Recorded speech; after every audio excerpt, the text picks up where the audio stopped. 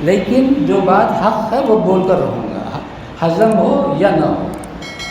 اب یہ عشرہ آخری عشرہ، اس میں ایک اہم عمل، سب سے بڑی عبادت، اس آخری عشرے کی سب سے بڑی اور سب سے اہم عبادت اعتکاف ہے۔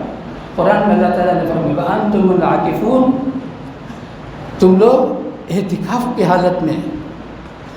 دیکھو قرآن پاک 30 پاروں میں اللہ تبارک و تعالیٰ نے رسول اللہ صلی اللہ تعالیٰ علیہ وسلم پر نازل فرمایا۔ قرآن پاک سے استفادہ کرنا ہو، فائدہ حاصل کرنا ہو، دینی فائدہ حاصل کرنا ہو، بغیر اعتکاف کے ہرگز حاصل نہیں کر سکتا۔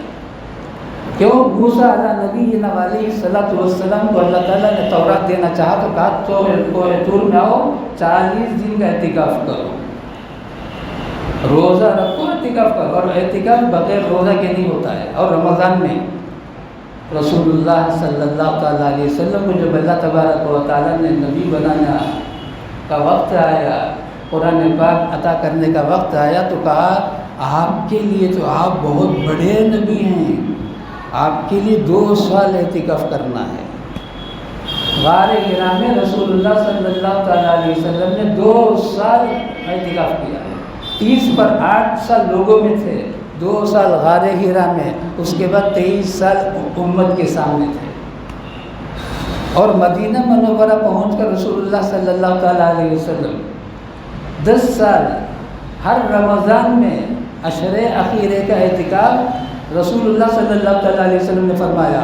رسول اللہ صلی اللہ تعالیٰ علیہ وسلم سے بڑا داعی کائنات میں کوئی نہیں ہے، کائنات میں کوئی نہیں ہے۔ رسول اللہ صلی اللہ تعالیٰ علیہ وسلم آخر عشرے کا اعتکاف کے پابند ہیں، اور جب آخری تھا اب اس کے بعد امید نہیں رمضان ملے گا، تو رحمت للعالمین صلی اللہ تعالیٰ علیہ وسلم نے پورا مہینہ بھر کا اعتکاف فرمایا، مہینہ بھر کا اعتکاف فرمایا۔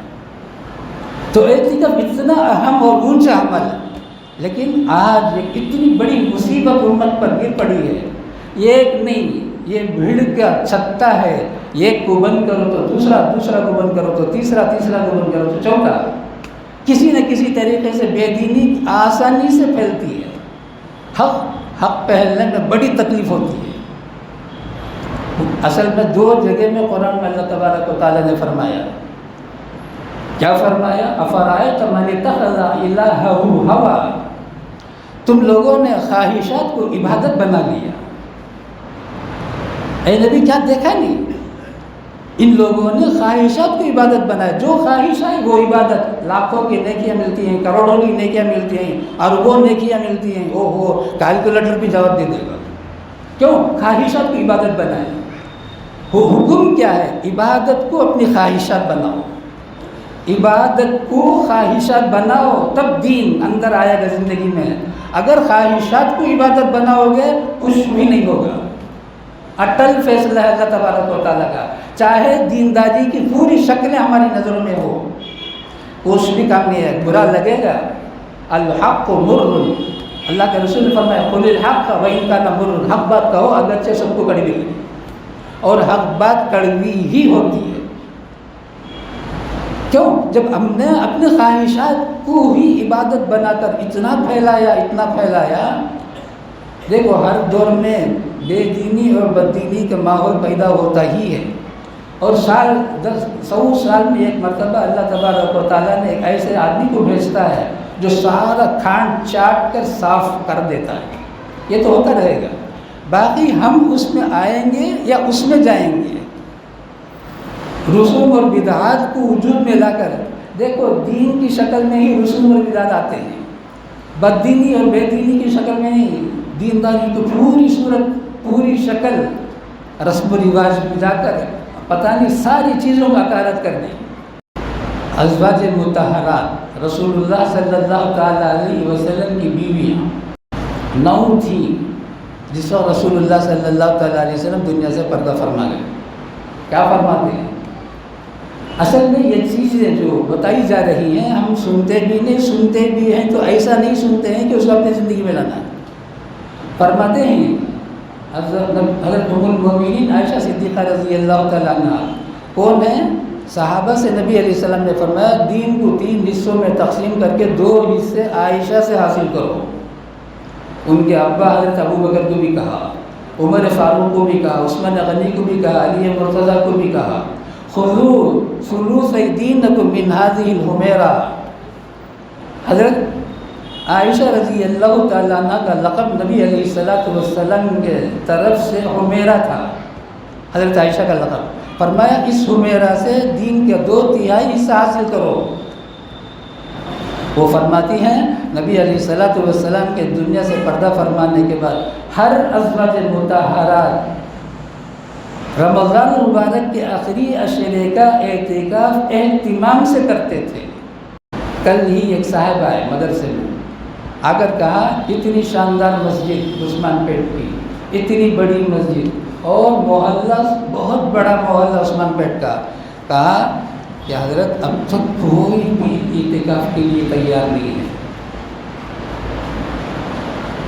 تو آگے ان کا سوال، وہ دوسرے مسجدوں میں جو بیٹھتے ہیں وہ کافی ہے؟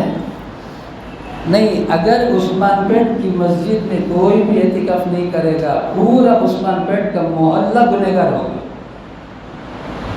ہر مسجد میں جہاں جمعہ اور جماعت ہوتی ہو وہاں اعتکاف میں کم از کم 1 آدمی کا ہونا ضروری ہے۔ وہ 1 آدمی نمائندہ ہوگا پورے محلے کے لیے۔ اگر محلے میں 1 آدمی بھی مسجد میں اعتکاف نہیں کیا جہاں جمعہ اور جماعت ہوتی ہو وہاں اگر ایک بھی معتکف نہیں بیٹھے گا سارے گنہگار ہوں گے۔ فضیلت جو سنائی گئی ہے اعتکاف کی، ہر مسلمان مسجد کو آ جائے اعتکاف کے لیے۔ رسول اللہ صلی اللہ تعالیٰ علیہ وسلم سے بڑا دیندار کون؟ رسول اللہ صلی اللہ تعالیٰ علیہ وسلم سے بڑا داعی کون؟ اور رسول اللہ صلی اللہ تعالیٰ علیہ وسلم سے بڑھ کر ذمہ دار کون؟ رسول اللہ صلی اللہ تعالیٰ علیہ وسلم سے بڑھ کر تقاضے کس کے پاس؟ پوری دنیا کے تقاضے وہاں پڑے ہوئے ہیں، لیکن آقا ہیں کہ مسجد نبوی میں اعتکاف میں۔ نام ان کا، کام ہمارے خواہشات کا، اپنی مرضیات کا۔ اللہ اور اللہ کے رسول صلی اللہ تعالیٰ علیہ وسلم کی بتائی ہوئی باتوں کو عبادت بنانے کے لیے برسوں سے نمازی ہیں، ہمارا مزاج تیار نہیں ہے، کھوٹ ہے، اس کا علاج ضروری ہے۔ اسی علاج کے لیے اللہ تبارک و تعالیٰ رمضان مبارک آخری عشرہ ہم کو عطا فرما رہا ہے۔ تو اس میں اللہ کے رسول نے کیا فرمایا؟ 21، 23، 25، 27 اور 29 میں لیلۃ القدر تلاش کرو۔ ان میں سے کسی ایک رات میں لیلۃ القدر ہے، لیکن عام طور سے 27 ہے۔ قرآن پاک کا نزول جو سب سے پہلے اقرا بسم ربک الذی خلق خلق الانسان من علق نازل ہوئی ہے، 5 آیتیں ہیں جہاں سے نبی علیہ السلام کی نبوت کا سلسلہ شروع ہوا، وہ 27 رمضان مبارک۔ تو 27 عام طور سے لیلۃ القدر ہے۔ ایک آدمی صرف 27 کو بھی قدر کر کے اس پر عبادت کر لے، اور تاک رات میں ہم جاگنے کا بھی اہتمام کرتے ہیں، لیکن جاگ کر وہی کرتے ہیں جو ہماری خواہشات ہے۔ یہ افسوس ہے، جاگتے بھی ہیں، خسرت دنیا والآخرہ، پوری محنت رات بھر کی بیکار چلی جاتی ہے اور نیکی کچھ نہیں ملتی۔ لیلۃ القدر میں جاگنا ہے تو کرنا کیا ہے؟ جو ہماری خواہش ہے وہ کریں گے تو لیلۃ القدر مل جائے گا؟ نہیں، وہ نہیں ملے گا۔ ارے لیلۃ القدر جب آ جائے تو ہمارا جسم کے رونگٹے کھڑے ہو جائیں، اور رات بھر بھی اگر کھڑے رہیں گے اللہ تعالیٰ کے دربار میں تب بھی اللہ تبارک و تعالیٰ کی نعمتوں کی قدردانی ہم سے نہیں ہو سکے گی۔ لیکن ہم کیا کرتے ہیں؟ ہمارا ذہن جسے عبادت بولتا ہے وہ عبادت میں ہم لگ جاتے ہیں۔ اب ہم خوش ہو جاتے ہیں، لیلۃ القدر میں ہم نے 5 راتیں ہم نے جاگ لیا، بعض بولتے ہیں ہم 10 رات بھی جاگ لیے۔ جاگیں، ضرور جاگیں، جاگنا خیر سے خالی نہیں ہے، لیکن وہ کام کریں جو حدیث میں ہے، جو صحابہ سے ثابت ہے۔ اپنی طرف سے کوئی کام کر کے خوش نہ ہو جائے میں بھی لیلۃ القدر کی قدر کیا ہوں۔ بہرحال آخر میں تو عید ہے، روزانہ اللہ تبارک و تعالی 10,000 اس جہنمی کو جس کے لیے جہنم واجب ہو چکی ہے جہنم سے چھٹکارا عطا فرماتے ہیں۔ تو اسی لیے میں شروع میں کہا عام معافی کا اعلان رات سے شروع ہے۔